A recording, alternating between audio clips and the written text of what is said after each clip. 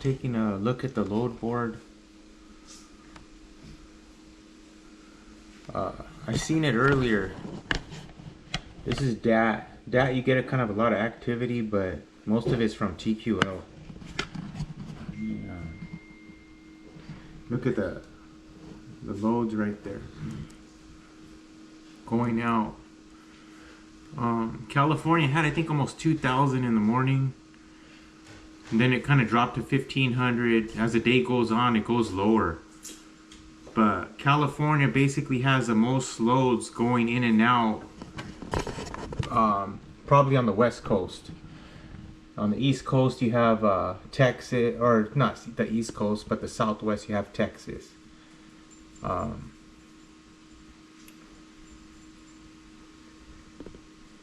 other states are kind of slower. Texas, you have 1,193 still, so Texas is still pretty active. Going in and going out. Going out, there's a lot more. No, actually, going in, there's a lot more going to Texas. There's a lot of activity. I'm kind of just paying attention to,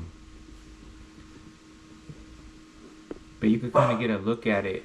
That kind of gives you that little, those numbers. So does 1, 2, 3 load board, but it doesn't really, you don't get as much, you know? You don't get as much activity, in my opinion, on that one. But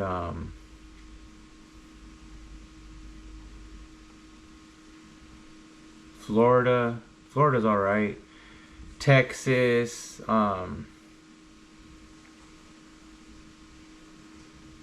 just, let me see, Illinois is not too great. Early in the morning, the numbers are a lot higher. But I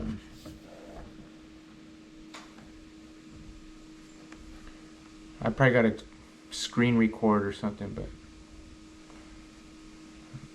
I don't want to figure it out. I have a lot of stuff I have to do. But search loads. I'm coming out of Fontana right now. This is just for 411 through, I would say, change, start 411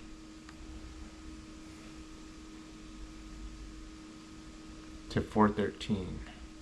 Man, this thing's just a pain in the butt sometimes. 411 to 413.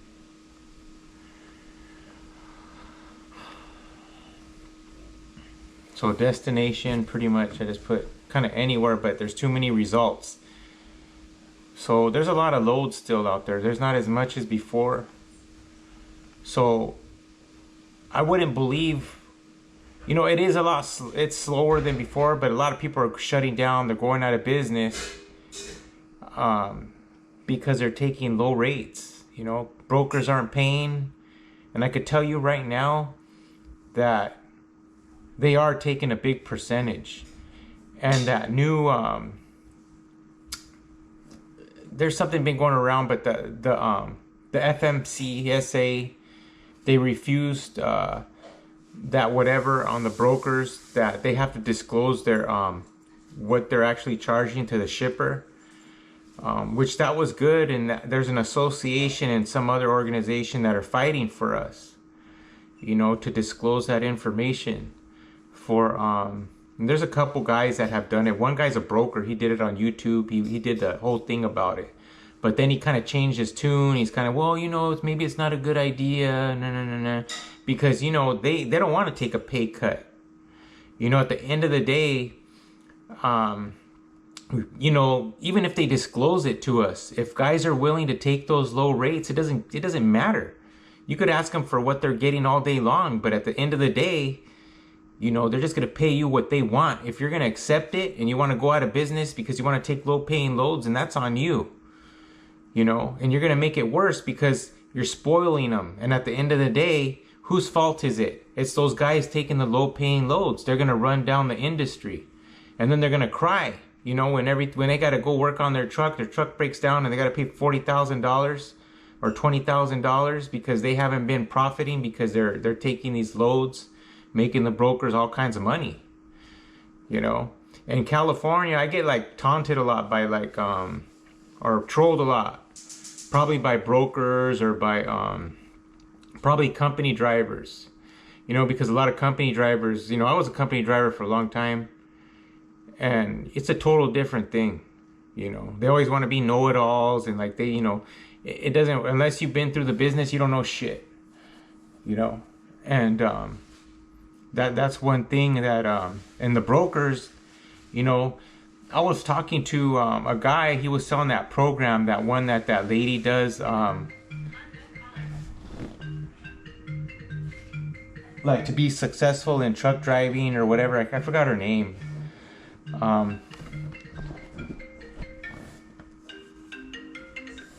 Hello?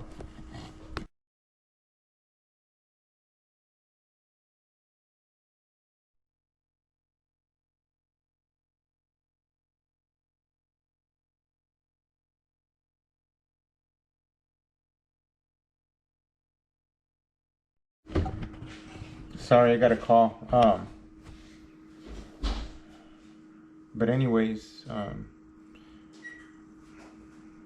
forgot what I was talking about, but you know, like I said, I was getting trolled by brokers and whatever because, oh, it's a free market, you know, oh, this and this, that bullshit, which is true. You know, they could do whatever the hell they want. At the end of the day, you could grab that paper and says, hey, the broker's making, you know, 3,000 and they're offering you 1,200. You know, it doesn't matter. It doesn't really matter because they're not enforcing any of that shit. You know, you got to pay your own insurance. You got to maintain your truck. You got to deal with all these safety regulations, you know, and that broker doesn't. You got to deal with way more than what the broker does, you know. So even if we have that information, it doesn't really matter. They probably just won't want to deal with us no more, you know, if we start asking them for that. You know, and you could tell they're getting rude because a lot of guys are going out of business. They call me like crazy, you know, and I won't take low paying loads. You know, I guess, and if it ends up to where I have to close down, I guess I have to close down, you know, or park the truck. I have to make that decision. I mean, it still could be profitable if you run it a certain way. But, you know, just depending, you know, like they got this load, 351 miles for $1,000. 351 miles is still local, you know, unless you're going back home. But see, that's what screws it up. When you're going back home to pay for the diesel, you're taking those low paying loads. Now they got you on both ends, going and coming. That's not a good rate, you know. I mean, you can still make money if you get something, you know, if you keep moving. But at the end of the day, it's kind of to where you're not getting paid. Like the lows, the rates are so low. It's that you're going and coming, it's low. So you're taking a loss pretty much. Your deadheads, you know, the further you go, your deadheads are, you know, further away. So you're looking at these. This one's $285 a mile. You know, for a short run, I don't recommend taking $285 a mile, but you can still make money. I mean, if you keep moving, if you know something's out there, you know, and it makes sense, and if you have like a planned route. But a lot of times you're gonna end up losing your ass, especially going to Arizona. This one, look at this, 66 cents a mile. You know. From Commerce, California to Clinton, Missouri. I don't know, MS. Los Angeles to Pittsburgh, Virginia. $1.54 a mile. You know, so if you have a driver, you know, you're going to pay him 50, 60, 70, 80 cents a mile. Then, you know, because you have to be competitive. Then the diesel, you're not making shit. You know, everything, that overhead's real high. Even if you're going at rate per mile, you know, at the end of the day, that rate per mile is still there. You know, so you're going all the way across the whole country, you know, and it's going to take you a long time.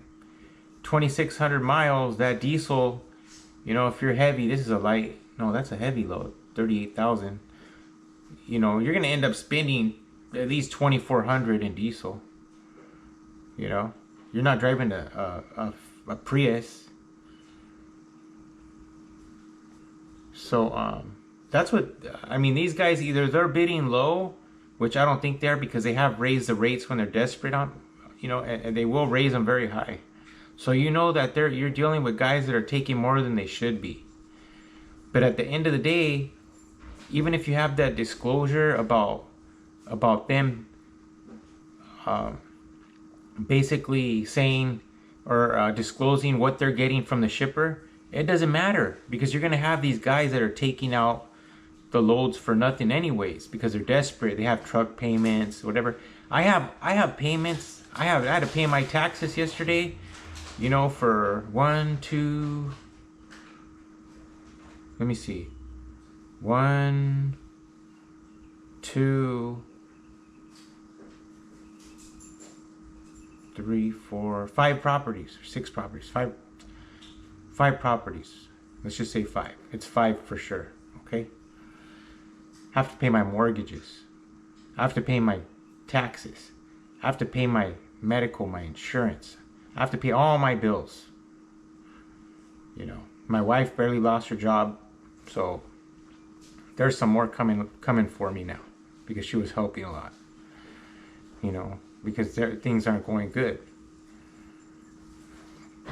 So I have all those bills too, but it doesn't take a long time to teach these guys a lesson. See, them disclosing what they're getting, it doesn't matter, because it's not mandated by the FMCSA on what they're supposed to charge you.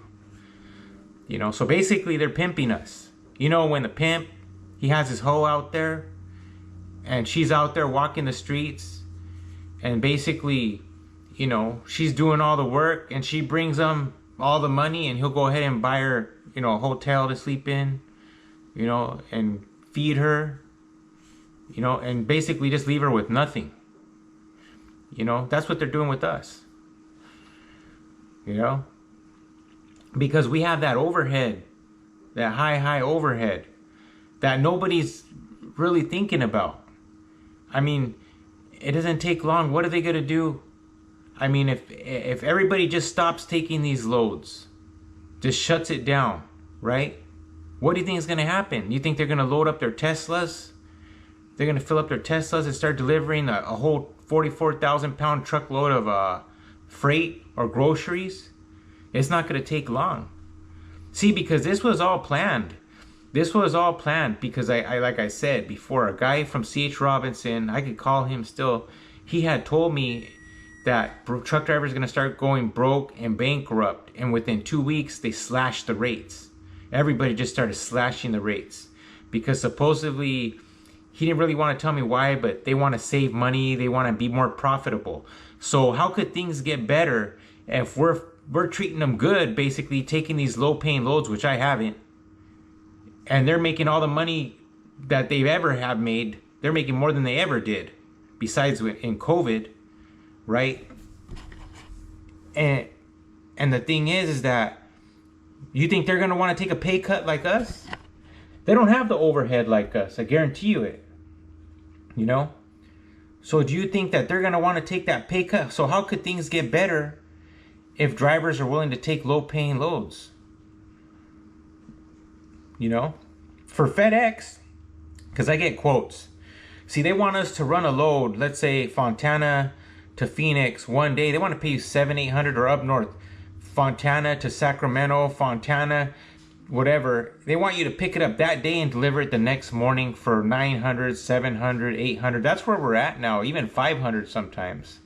And coming back, they want to get you at $200 for a full truckload, $300 coming back from up north.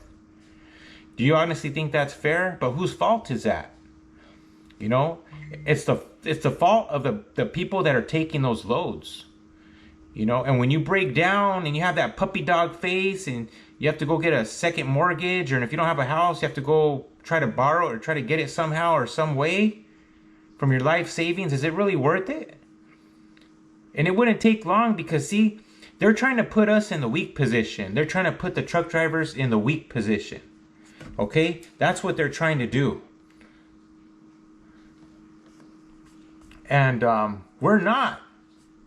You know? Like when they come up with all these numbers, the spot market and this and that, yeah, they're very intelligent in the way they speak and the way they display things, right? But are you really gonna listen to somebody like that that's willing to go ahead and take advantage of you? You know? Think about it. You know, you got these guys, you know, that they're making more money than ever. And now what do you gotta do? You know, like just like you wouldn't want to take a pay cut, just like somebody working at a regular old job that's a hypocrite, let's say, talking shit. You know, some stupid truck driver that works for a company that's talking shit, and no offense, I'm a truck driver myself, but talking shit, how would he like if they cut his pay in half? You know? That's why I was a Teamster for years, you know? And what are the Teamsters supposed to do, which they don't do very much of lately? But I mean, lately they did with Cisco, but you know, that's all up to the workers. Just like it's up to us to stand up for our rates. If you're not going to stand up for your rates, then what are you going to do? You got to make a difference. You got to refuse the low paying loads, because without us, see, we're the ones with the power. They're the ones, yeah, they got the load, but at the same time, they need us. Without us, they cannot move that freight. Like I said, if they want a load going to, let's say, Fontana to Sacramento, or Fontana, just as a short run to Phoenix, the next day, you pick up in the afternoon, you deliver to the next morning. That's what they're demanding now, because they're taking more and more and more from us, right? They want more and more and more, and that's more liability for us too, because of our hours, because of everything else. It's heavier on it's harder on the truck. You know, you're running quicker. You're trying to get that delivery there faster, so you don't miss the appointment for a lot less money. Why the broker is making a shitload more, because you're delivering that load fast. FedEx, they charge $12,000-13,000 for that load, for a whole truckload to go there one day. One day, you book that truck from FedEx, a whole truckload, right? For one day, you pick it up in the afternoon. It might not even take that next day. It might be the next day. They're charging $12,000 to $13,000 to $14,000. UPS is probably more because they're union, so they have a lot more overhead with the Teamsters and the pensions and all that. You know, so you have to keep that in mind. And they're trying to give us like 7, 8, 9.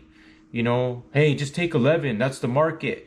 Hey, they're not the market. We're the market. We make those load rates, not them. Because without us, they can't deliver shit. And that's what you got to remember. So if you want to be a hoe and get pimped, then go keep taking those low paying loads. You're not being a hard worker. And I understand I have a family. I have bills just like everybody else. I have all that stuff here, you know? But if you're going to go ahead and be dumb and take those low paying deliveries, then that's on you. It doesn't matter. Like I said, it doesn't matter what disclosure you have from that broker. The only thing that asshole broker is going to do, he's probably going to say, well, I don't want to work with this guy no more, so I'm not going to send him no more loads. You see? So that's what's going to happen. But you could actually, you know, change everything by not taking that load. Could you imagine if everybody stopped taking those loads for 1 week? It would be like COVID again. I mean, they'll be willing to pay you whatever to get that load from A to B. That broker will be sweating his, you know, ass off, right? Because what is he gonna do? He can't deliver it. Like I said, what's he gonna do? Get his Tesla? You know, what's he gonna do? Think about it. Here, see this 1, 2, 3 load board. Okay?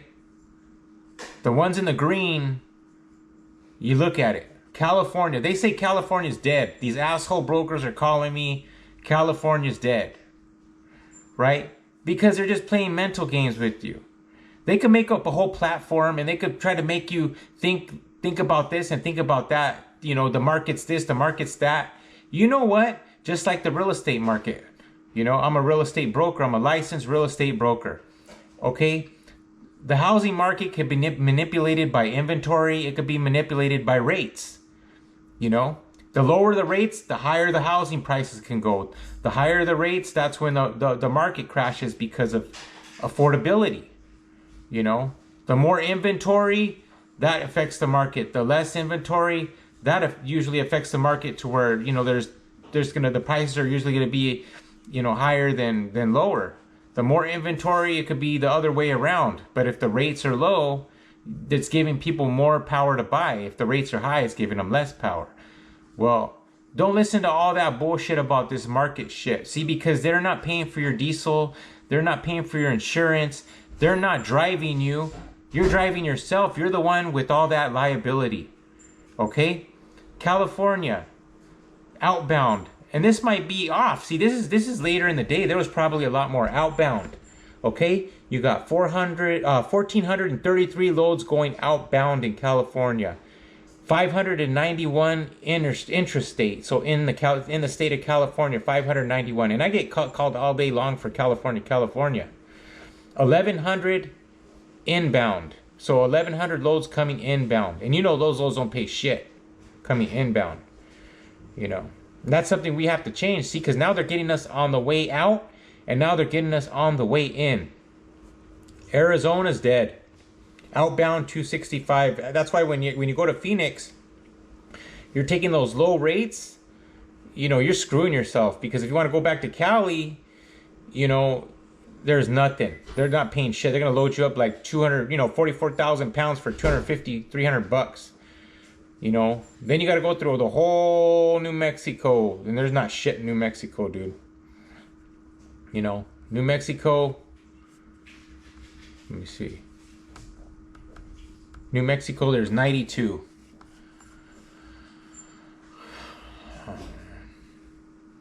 So New Mexico, 92 outbound, 327 inbound. There's more going to New Mexico. It's not very much though. Texas, there's a shitload. Texas outbound, there's 226. 1,613 intrastate. Outbound, 3,237 loads. Okay? Look at this. The whole East Coast is green. Look at that. Illinois, 1,492. Montana, 652. Arkansas, 1,327. Louisiana. Missouri. Alabama, shit, look at that. Outbound 2,400. You know. There's still a lot of loads, man. So don't believe the bullshit.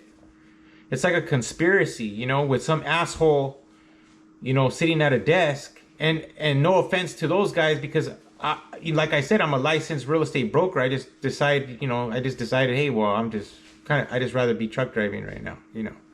I'm not money hungry, but I would like to survive, you know.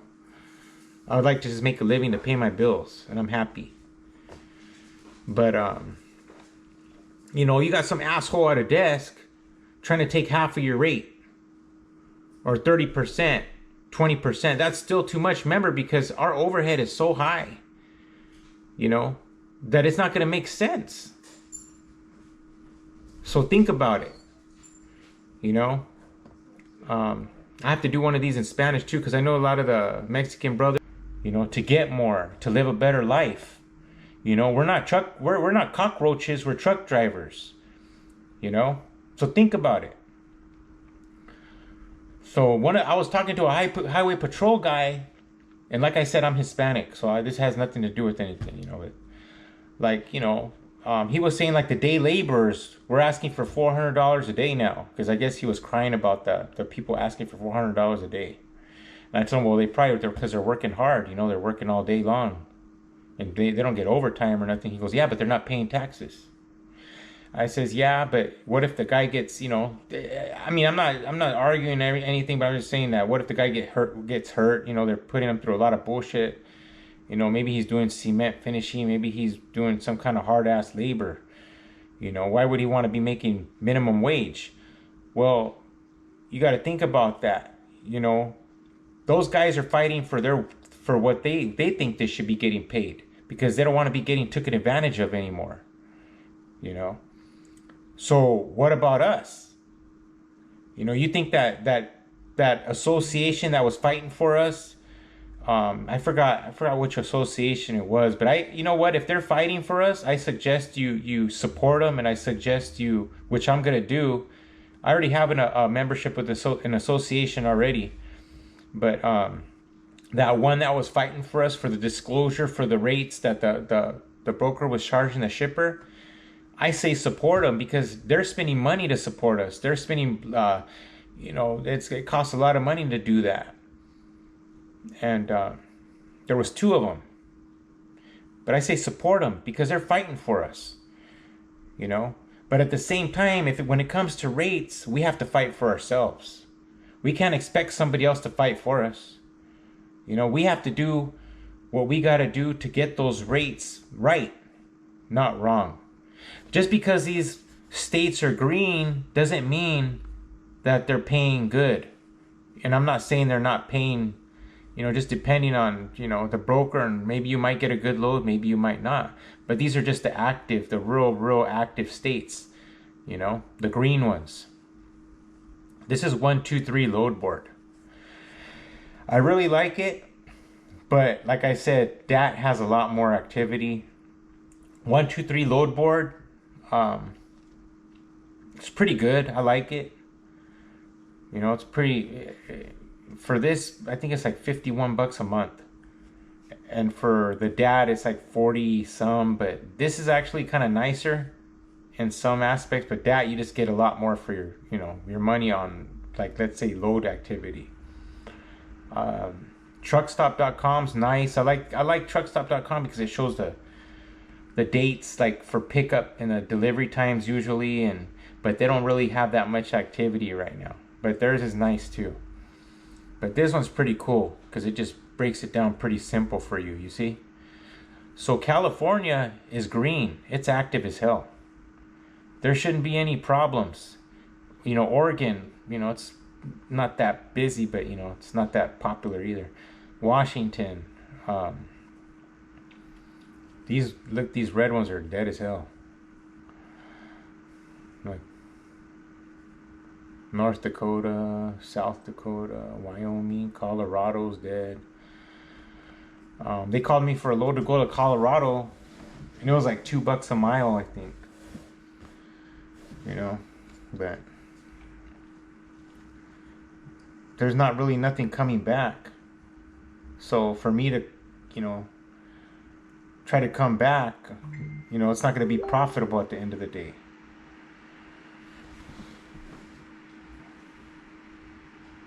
But we have to make that difference ourselves. We have to make that decision to say, hey, no to those low paying rates. When TQL and CH Robinson and Uber Freight, they all been lowballing, all those fuckers, you know. So that's the thing. You have to make that decision, you know, and that's the thing. You have to make that decision, and you have to do it quickly, because if you don't, you know, it's just going to get worse. They're going to get more spoiled. The only way this is going to change is if a shitload of people, which they're going out of business, they just get a shortage of truck drivers, then they're going to have to pay. But it doesn't have to go to that, to where everybody's losing their ass. Everybody's losing everything they have, going into debt, going bankrupt. We could fight for ourselves. So think about that, you know. But I'm going to go now, and if I don't have too many subscribers, probably have like 5, so maybe 2 might listen to this, maybe not, I don't know. But anyways, remember, we have to fight for our rates. It doesn't depend on that paper disclosure. We have to fight for our own rates by saying no and do not take it. So remember that. And I'm going to probably do one in Spanish if I can. I'll probably advertise it in Spanish too. Maybe they could subtitle it. But if you have any suggestions, get back to me, your comments or whatever. And subscribe, you know, make it 6 or whatever you can. But thank you, and have a good afternoon.